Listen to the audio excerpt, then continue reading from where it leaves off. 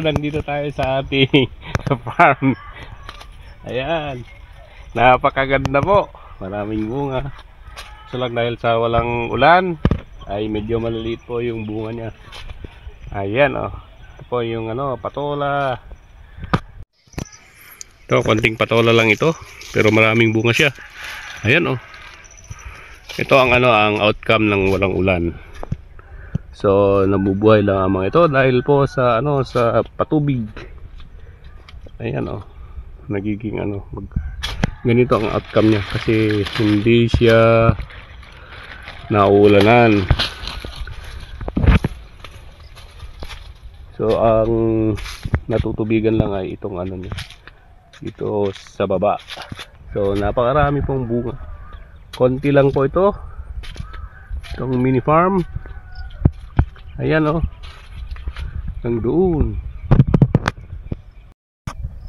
So paminsan-minsan lang tayong pumupunta rito dahil busy tayo sa trabaho sa labas, lalo sa pag-install ng CCTV at sa mga solar street lights. So paminsan-minsan lang tayong pumupunta rito. Maraming bunga kaso lang ang problema nga walang ulan. So ganyan po yung ganyan po yung mga bunga niya. Yan oh. Pero araw-araw po halos marami rin pang nakukuha dito. Yan oh. Minsan hindi napapatubigan ng ito kasi kailangan nito every 2 days kailan patubigan. So dahil busy ay medyo nakakaligta ang patubigan ng mga ito. So napakaganda rin po. So, maganda talagang magtanim ng patola lalo't yung ganitong panahon walang masyadong tatanim ng mga ganitong gulay. So napakaganda. Yan oh. Yan. So ang pinagkukuha ng tubig dito ay yun po, ayun yung yung ilog, matalag, ayan oh. Yan. So may dalawang taniman dito ng patola at saka ampalaya. Yung ampalaya po ay medyo konti-konti pa lang ang binubunga nito. Ayan, maliliit pa. Di pa gaanong naharbisan ng marami. Yan.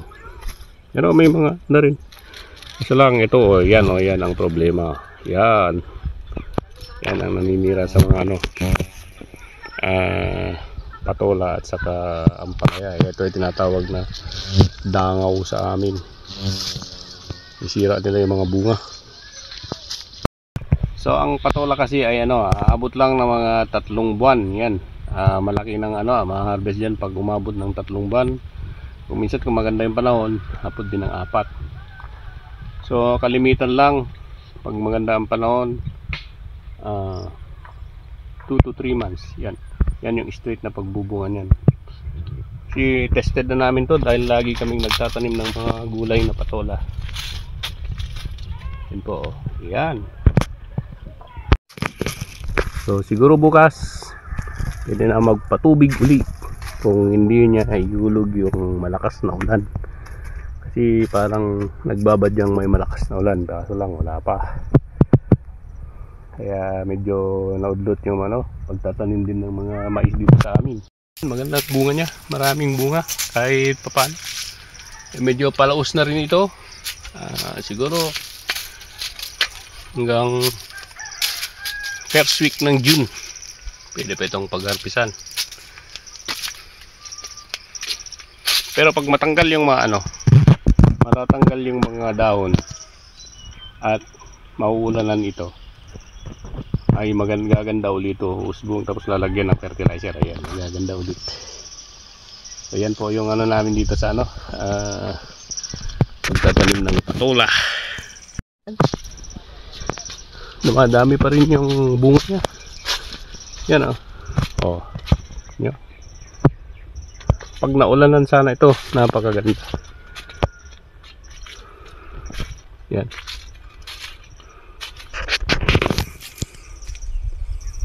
Po yung patolahan dito So, kailan matanggal na rin yung mga ano dito. Tanggal na rin yung mga ito dahon. Kaso hindi masyadong naasikaso dahil maraming trabaho. Yan po. Tayo nakapag-update sa mga gulay-gulayan dito dahil sa ano, masyado tayong busy boys. Busy tayo sa internet at saka sa CCTV. Yan ang patola. So yan, masdan nyo tuwing hapon namumulaklak yung mga patola. Yan po ang paglalabas ng mga dahon, bulaklak tuwing hapon. Naglalabasan yung mga bulaklak niya. Yan. Maganda pa rin yung patolahan dito sa tabing ilog. Yan, update ko lang kayo.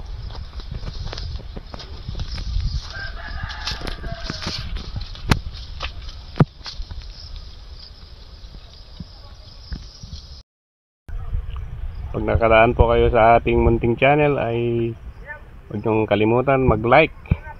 Yan lang po, mag-like. Kaya subscribe na rin para malagdagan yung ating subscriber. Maraming salamat po hanggang sa muli. God bless.